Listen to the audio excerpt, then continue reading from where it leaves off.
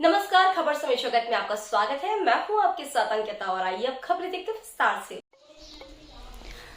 Bhopal Madhya Pradesh Congress media विभाग के अध्यक्ष के मिश्रा और प्रवक्ता अमिताभ अग्निहोत्री ने बताया कि मध्य प्रदेश में भाजपा शासन के संरक्षण में चिकित्सा के क्षेत्र में अरबों रुपए का आयुष्मान भारत योजना में घोटाला हो रहा है। आयुष्मान पोर्टल के अनुसार प्रदेश में 627 आयुष्मान निजी अस्पतालों में से अनियमितता के कारण 422 आयुष्मान अस्पतालों को निलंबित किया जा चुका है, जबकि मध्य प्रदेश शासन ने मध्य प्रदेश विधानसभा में अनियमितता करने वाले मात्र 154 अस्पतालों की सूची दी है।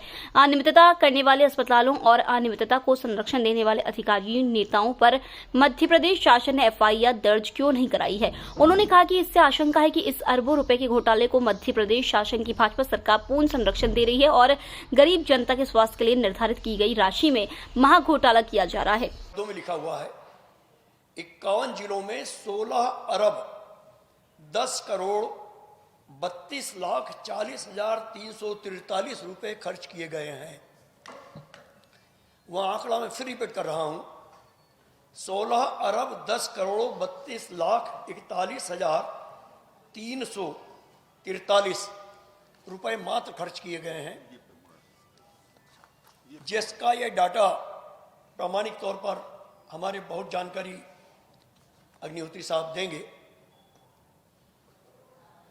तो जिस प्रदेश में अरबों रुपया खर्च सिर्फ कागजों पर इलाज के लिए हुआ हो, वहां एक मेधावी बेटी के पिता को इलाज मयस्सर नहीं हुआ हो।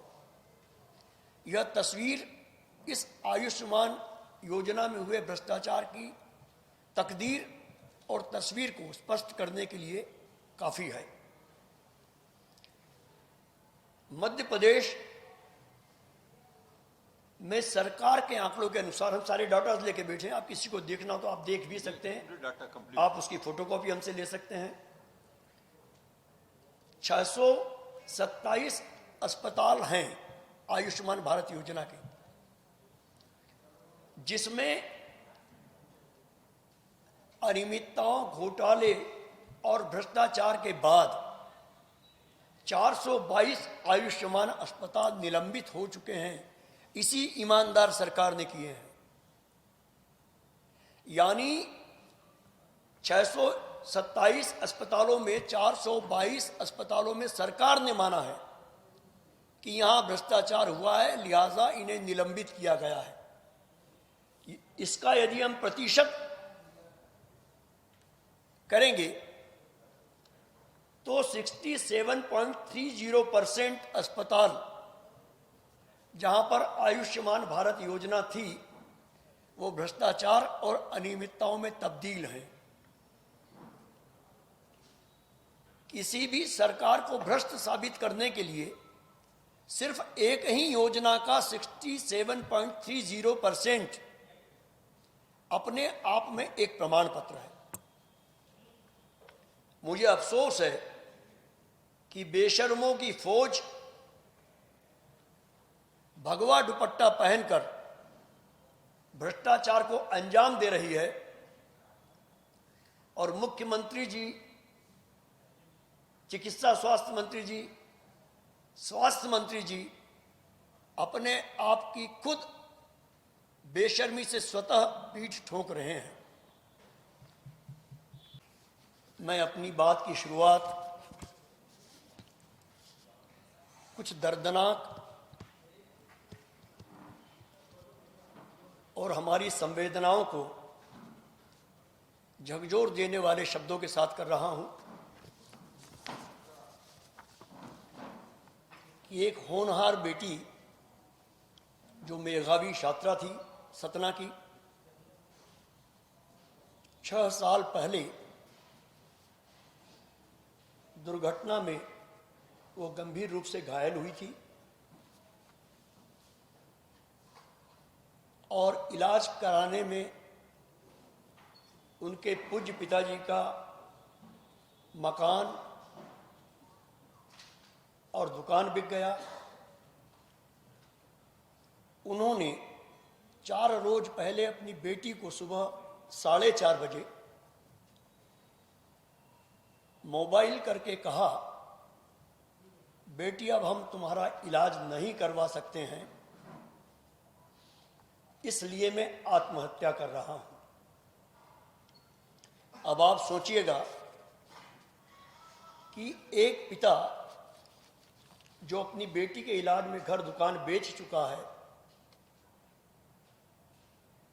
और इलाज नहीं कर पाया, उसने बेटी को सूचित कर रेल से कट के खुदकुशी कर ली। यह दास्तां उस मध्य प्रदेश के सतना जिले की है और उस मध्य प्रदेश की है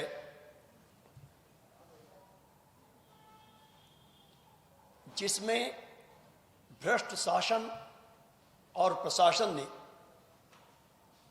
हमारे लोकतंत्र के पवित्र मंदिर यानी विधानसभा में यह जानकारी दी है कि मध्य प्रदेश में हमारे प्रधानमंत्री जी की पूरे देश में दो सबसे पसंदीदा योजनाएं हैं। एक आयुष्मान भारत, जिसका सारे मीडियम पर करोड़ों रुपयों का विज्ञापन दिन में 50 बार हम देखते और सुनते हैं, और दूसरी है प्रधानमंत्री आवास योजना। दोनों ही योजनाओं में प्रधानमंत्री जी को चूना लगाया गया सरकार के द्वारा, और जो भ्रष्टाचार का चरम है उसकी अभिव्यक्ति शब्दों में नहीं की जा सकती है। जहां तक मैं जिक्र कर रहा हूं आयुष्मान भारत योजना का, विधानसभा में हमारी सरकार ने यह सूचित किया है 20 मार्च 2020 के एक प्रश्न के उत्तर में कि आयुष्मान भारत योजना के अंतर्गत 51 जिलों में, आंकड़े में इतने लंबे पढ़ नहीं पाऊंगा क्योंकि उतना पैसा मैंने देखा नहीं। एक सर्च हमने किया जनवरी के अंदर, तो जनवरी के अंदर हमने ये पाया जो मंत्री जी 156 अस्पतालों की कह रहे हैं, तो आयुष्मान पोर्टल पे ये 422 की सूची है कि 422 निलंबित अस्पताल ये आयुष्मान का पोर्टल है पूरा। दूसरा ये कहते हैं कि हमने सिर्फ 506 अस्पताल है, तो आपके 545 तो इनके जो अस्पताल है वो है इनके आपके प्रॉफिट वाले, और 82 अस्पताल हैं इनके आपके नॉन प्रॉफिट वाले, तो टोटल जाके 627 अस्पताल होते हैं। तो जैसा मिश्रा जी ने बताया आपको, आदरणीय मिश्रा जी ने, कि जब ये सब पूरा जो घोटाला जो पूरा हो रहा है ये पूरा, तो जब 427 अस्पताल जब आपके पकड़े जा रहे हैं इसके अंदर और आप स्वीकार कर रहे हो अपनी साइट के अंदर, तो विधानसभा में आप झूठी जानकारी क्यों दे रहे हैं? आप कोर्ट की डांट का आपके ऊपर असर नहीं, विधानसभा में आप झूठी जानकारी आप देते हैं। तीसरी एक चीज ये हुई कि आप ही लोगों ने समाचार पत्रों में प्रकाशित किया कि 120 अस्पतालों में 200 करोड़ रुपए का घोटाला हुआ। ये पूरा ये समाचार पत्रों की कटिंग है मेरे पास, वो आपको मैं बता देता हूँ। ये पेपरों की कटिंग है, ये पूरा मामला है, ये पूरा, ये देखिए, ये है 120 अस्पतालों का 200 करोड़ का घोटाला। तो हम लोगों का जो पूरा आकलन निकाला तो उसमें ये आया कि ये जब 427 अस्पतालों में करीब 500 करोड़ का घोटाला है, तो ये घोटाला होता कैसा है? तो उसी में आप लोगों ने प्रकाशित किया कि घोटाला ऐसा होता है, जो उसके कुछ तथ्य आप ही लोगों ने दिए। उसमें ये दिया कि अस्पताल वाले पहले तो अपने कर्मचारियों के ही फर्जी कार्ड बनवा लेते हैं।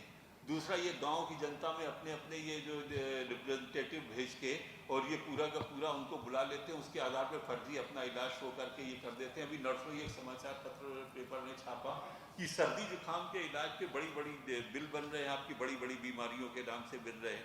और ये भी आपका प्रकाशित किया कि जहाँ 50,000 रुपये आपका आयुष्मान घोटाले में अगर मान आयुष्मान इलाज में लगते हैं, तो वहाँ पे आप 2-2 लाख रुपए सारी चीज़ों पे आप कर रहे हैं। तो इसमें मेरा कहना ये था कि जब इन अस्पतालों ने इतना बड़ा घोटाला किया, तो आरोप उसके अंदर ये है कि जैसा मिश्रा जी ने बताया कि इसके अंदर सीधा एक नियम होता है, जहाँ घोटाले का नियम है, घोटाले में आप पहले थाने में जाइए, FIR कीजिए, FIR के बाद आपका कोर्ट में चालान प्रस्तुत होता है, कोर्ट में चालान के बाद जो बचाव पक्ष है अपने वकील को ले आके अपनी सारी बात है उसके अंदर। लेकिन अगर आपने ऐसा नहीं किया है, तो पर्दे के पीछे कोई ना कोई ऐसी संभावना है कि आपके भी हित कहीं ना कहीं उसके अंदर जुड़े हुए हैं। जैसे नर्सिंग कॉलेजों में आपने देखा कि सारे के सारे फिगर आ गए, सारे जबलपुर कोर्ट ने भी डिसीजन दिया है और सारे सब लोगों को सस्पेंड किया है। तो आप ये बताओ, जितने लोगों ने फर्जीवाड़ा किया, जितने लोगों ने गलत रिपोर्टिंग की, उनके ऊपर आप FIR क्यों नहीं करते हो? अगर FIR विचार आप नहीं करते तो इसका मतलब आप उनको बचाते हैं पूरा।